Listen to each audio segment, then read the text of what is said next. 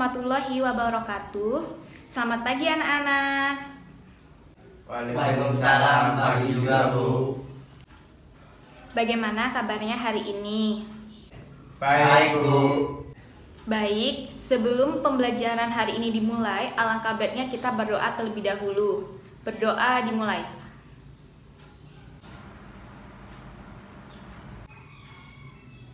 Selesai. Anak-anak, sebelum mulai pembelajaran, Ibu absen terlebih dahulu ya. Samsul Ma'arif. Hadir Bu. Ahmad Suprabo. Hadir Bu. Ahmad Suprabu. Hadir Bu. Baron. Hadir Bu. Oke, sekarang kita akan mempelajari materi mengenai ekosistem.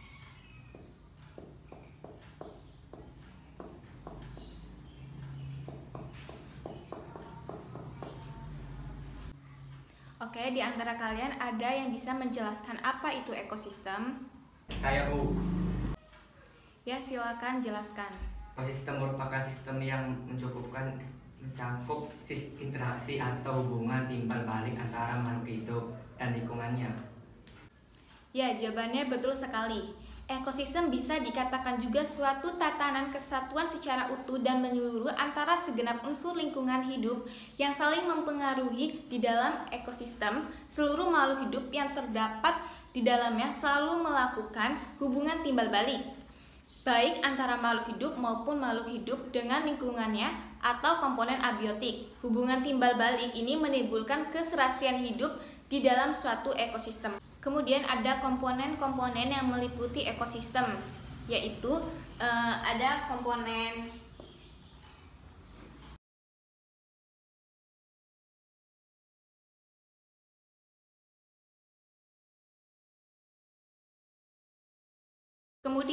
ada komponen-komponen ekosistem, yaitu meliputi komponen biotik dan komponen abiotik. Komponen abiotik merupakan kondisi fisik dan kimiawi yang berperan sebagai medium dan substrat yang menyertai kehidupan organisme yang terdiri atas segala sesuatu yang tak hidup. Contohnya ada tanah, air, udara, dan sinar matahari. Kemudian yang kedua ada komponen biotik. Komponen biotik merupakan komponen ekosistem yang terdiri atas makhluk hidup meliputi hewan, tumbuhan, mikroorganisme, dan manusia. Berdasarkan peranannya dalam ekosistem terbagi menjadi produsen, konsumen, dan dekomposer.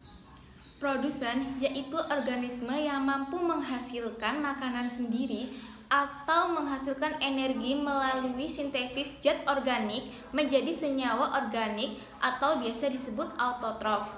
Makhluk hidup yang termasuk produsen adalah tumbuhan-tumbuhan. Berikutnya ada konsumen. Konsumen merupakan organisme yang tidak dapat menghasilkan makanan sendiri sehingga mendapatkan makanan atau energi dari makhluk lain atau heterotrof. Konsumen terbagi menjadi 3, yaitu herbivora, karnivora, dan omnivora. Herbivora merupakan pemakan tumbuhan, karnivora pemakan hewan, dan omnivora pemakan hewan dan tumbuhan. Kemudian ada dekomposer, yaitu organisme yang memakan tumbuhan dan hewan yang telah mati. Dekomposer mampu menguraikan senyawa organik menjadi anorganik, contohnya yaitu bakteri dan jamur. Kemudian kita akan membahas tingkatan organisasi dalam ekosistem. Satuan dalam ekosistem meliputi individu, populasi, ekosistem, biosfer, dan komunitas.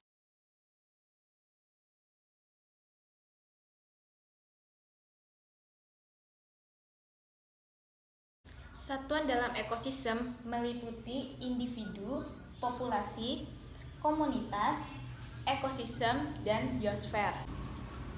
Individu merupakan satuan makhluk hidup yang hidup pada satuan wilayah tertentu. Contohnya adalah seekor burung bangau. Kemudian yang kedua ada populasi. Populasi adalah kumpulan individu yang hidup pada suatu wilayah tertentu. Contohnya populasi burung bangau. Jadi burung bangaunya itu lebih dari satu. Contoh lainnya ada kambing. Di sini terlihat kambing itu ada berapa anak-anak? ada lebih dari satu ya. Di sini terdapat banyak kambing, itu bisa dinamakan populasi. Jadi kalau misalkan di gambar tersebut terdapat satu kambing dinamakan individu, tetapi kalau ini lebih dari satu disebut populasi. Yang ketiga ada komunitas. Komunitas ialah kumpulan dari berbagai populasi yang hidup pada suatu waktu dan daerah tertentu yang saling berinteraksi dan mempengaruhi satu sama lain. Komunitas memiliki derajat keterpaduan yang lebih kompleks bila dibandingkan dengan individu dan populasi. Contohnya yaitu komunitas sawah yang terdiri dari beberapa populasi seperti ular, tikus, dan padi. Contoh dari komunitas yaitu seperti tikus, ular, burung, dan padi. Kemudian ada nomor 4 yaitu ekosistem. Ekosistem adalah kesatuan komunitas yang saling berinteraksi dan membentuk hubungan timbal balik, baik interaksi antar makhluk hidup maupun lingkungannya. Contohnya ekosistem hutan. Kelima ada biosfer. Biosfer merupakan semua ekosistem yang terdapat di bumi. Seluruh ekosistem di dunia disebut biosfer. Dalam biosfer, setiap makhluk hidup menempati lingkungan yang cocok untuk hidupnya. Lingkungan atau tempat yang cocok untuk kehidupannya disebut habitat. Kemudian kita akan membahas interaksi antar organisme di dalam ekosistem.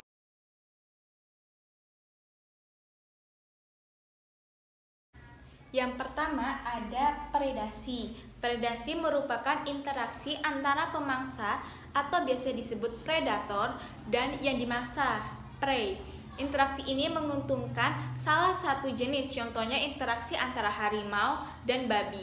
Kemudian yang kedua itu ada kompetisi. Kompetisi merupakan persaingan antar organisme untuk memperebutkan makanan atau habitat yang jumlahnya terbatas dalam satu ekosistem. Contoh dari kompetisi adalah tumbuhan berbeda jenis yang tumbuh berdekatan dan memperebutkan nutrien tanah. Kemudian ada antibiosis. Antibiosis yaitu pola interaksi di mana makhluk hidup yang satu menghambat pertumbuhan dan perkembangan makhluk hidup lain. Contohnya jamur Penicillium notatum mampu menghambat pertumbuhan bakteri. Kemudian ada simbiosis. Simbiosis yaitu interaksi hidup bersama antara dua organisme yang berbeda.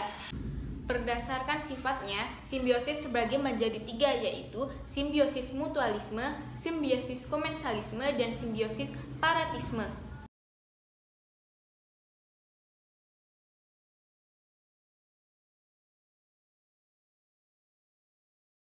Yang pertama ada simbiosis mutualisme. Simbiosis mutualisme yaitu interaksi dua spesies yang saling menguntungkan. Contohnya interaksi antara jamur dan ganggang yang membentuk Lichens. Kemudian yang kedua ada simbiosis komensalisme. Simbiosis komensalisme yaitu interaksi yang menguntungkan salah satu jenis spesies namun tidak merugikan spesies yang lain. Contohnya ikan remora dan ikan hiu. Dan yang ketiga ada simbiosis paratisme. Simbiosis paratisme yaitu interaksi yang menguntungkan salah satu jenis namun merugikan jenis yang lain. Bu, contoh dari simbiosis paratisme itu apa, Bu? Oke, di antara kalian ada yang bisa menjawab pertanyaan dari Suprabu?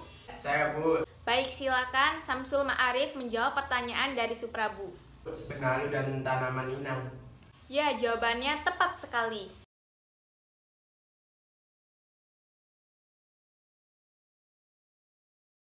Selanjutnya, ada jenis-jenis ekosistem yang terdapat ekosistem darat, ekosistem air tawar, dan ekosistem air laut. Yang pertama, kita akan membahas ekosistem darat. Ekosistem darat merupakan ekosistem yang lingkungan fisiknya berupa daratan. Ekosistem ini meliputi wilayah daratan yang sangat luas, yang disebut bioma. Ekosistem ini sangat dipengaruhi oleh iklim, letak geografis, hingga letak astronomis. Berdasarkan letak geografisnya, dibedakan menjadi pertama, bioma gurun. Bioma gurun ini mempunyai ciri-ciri terdapat di daerah tropis, gersang, curah hujan rendah, terdapat tumbuhan yang memiliki jaringan untuk menyimpan air yaitu kaktus. Dan yang kedua, ada bioma padang rumput. Ciri-cirinya terdapat di daerah antara tropis dan subtropis. Hujan turun tidak teratur dan terdapat tumbuhan herba dan rumput. Dan yang ketiga, ada bioma hutan basah. Ciri-ciri terdapat di daerah tropis dan subtropis. Spesies pepohonan relatif banyak, variasi suhu dan kelembaban cukup tinggi. Dan yang keempat, ada bioma hutan gurun. Mempunyai ciri-ciri terdapat di daerah beriklim sedang, curah hujan merata, jenis pohon sedikit dan tidak terlalu rapat.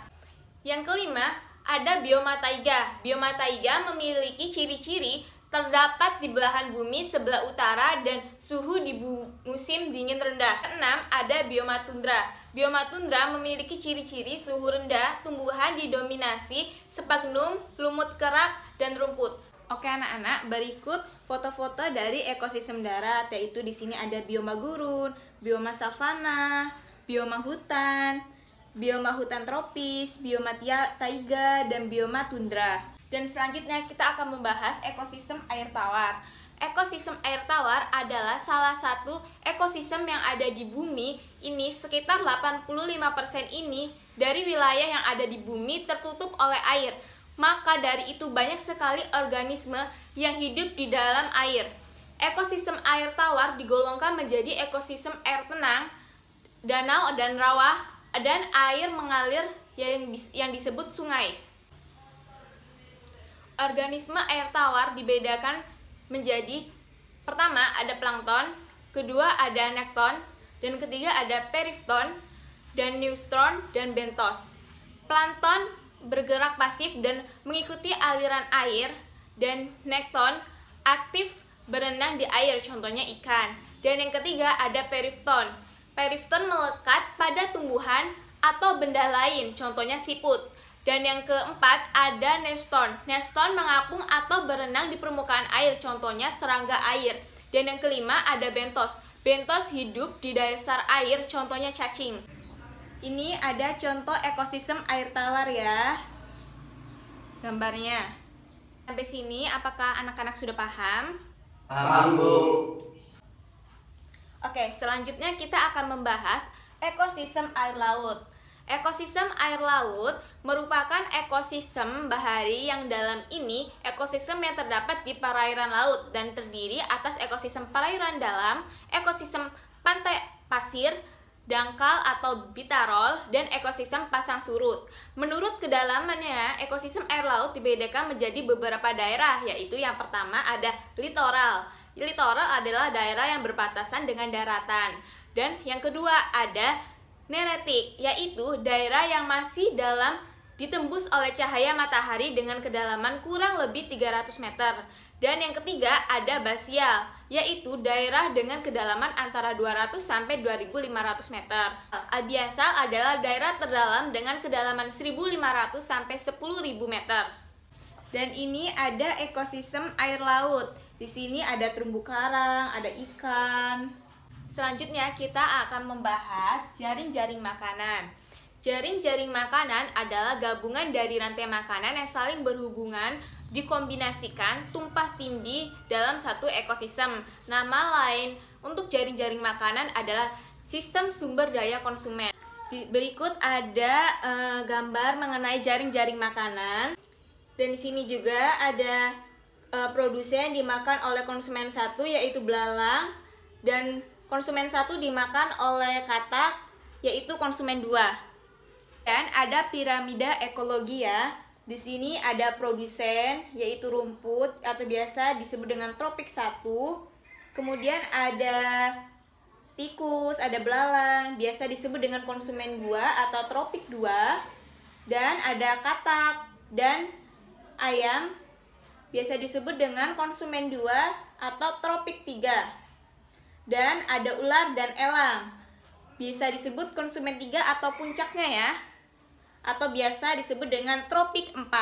Kemudian kita akan membahas mengenai suksesi. Suksesi adalah penggantian dominasi suatu komunitas dalam ekosistem tertentu, yaitu dari komunitas perintis atau biasa disebut pioner menuju komunitas klimaks. Berdasarkan asalnya, suksesi dibedakan menjadi dua, yaitu suksesi primer dan suksesi sekunder. Suksesi primer yaitu suksesi yang terbentuk dengan ditandai oleh hilangnya suatu komunitas asal secara total, hanya berbatuan dan tanah gesang, dan dalam waktu yang lama muncul organisme perintis baru yang lama kemudian akan berkembang hingga mencapai ekosistem klimaks baru. Kemudian contoh dari suksesi primer yaitu ekosistem yang terbentuk akibat letusan gunung berapi. Dan yang kedua ada suksesi sekunder. Suksesi sekunder yaitu suksesi yang berlangsung pada ekosistem yang tidak mengalami kerusakan total, sehingga tidak mengubah komunitas asal secara total. Contohnya yaitu terjadinya angin kencang secara alami dan pembakaran padang rumput dengan sengaja. Selanjutnya kita akan membahas siklus biogeokimia.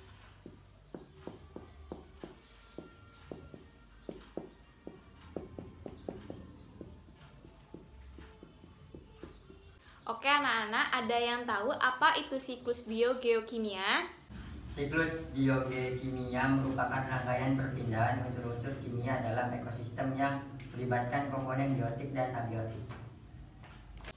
Ya, jawabannya tepat sekali. Siklus biogeokimia merupakan rangkaian perpindahan unsur-unsur kimia dalam ekosistem yang melibatkan komponen biotik dan abiotik.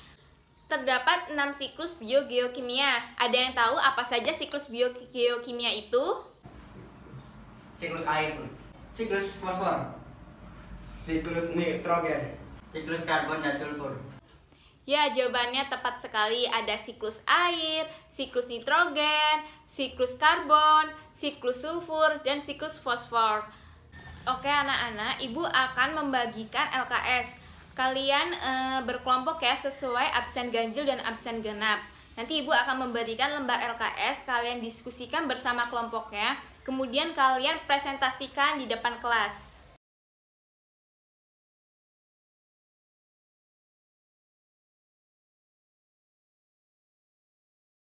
Anak-anak, waktu diskusinya telah habis. Dari perwakilan kelompok diharapkan untuk ke depan untuk mempresentasikan hasil diskusinya.